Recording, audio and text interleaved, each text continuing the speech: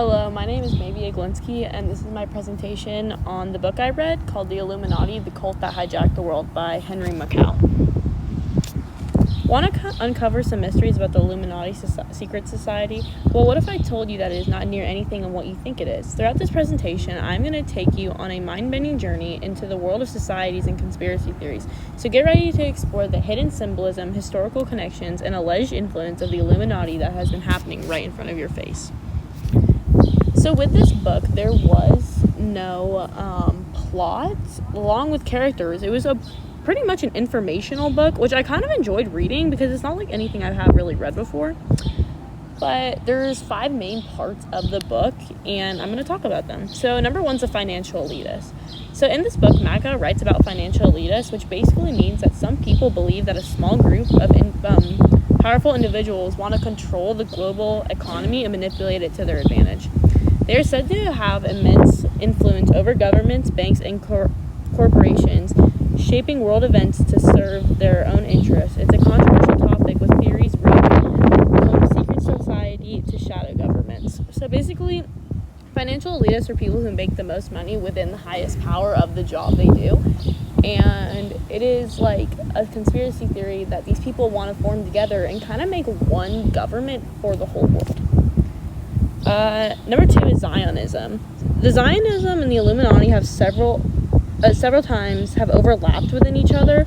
There's a claim that the Illuminati has manipulated and influenced the Zionist movement, which was a movement it was a political philosophical movement that was to believe that Jewish people needed a sovereign state to ensure their safety and preserve their cultural identity.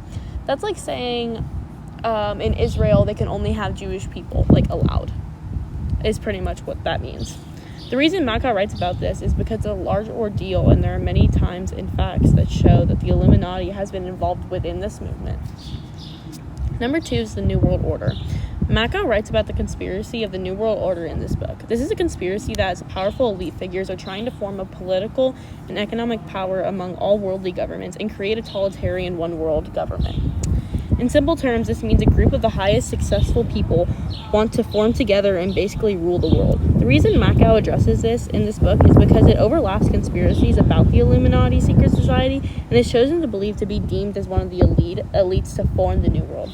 So that is tying within the financial elitists and high power, and the new world order is to basically create that government, but it's kind of a little different, but it ties in with the Illuminati a lot.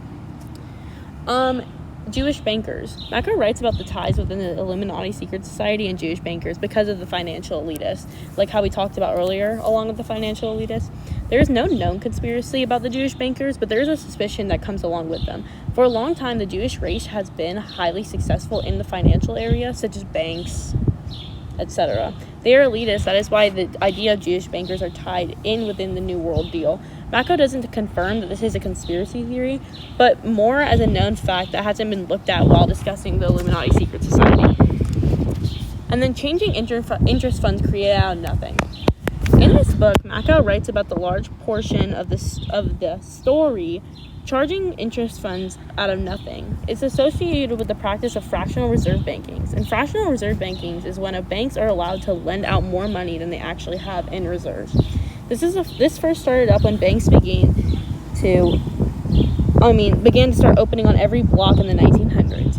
It is known that the bank system was around when Andrew Jackson was alive, but I'm talking about more when there's banks on every corner of the street.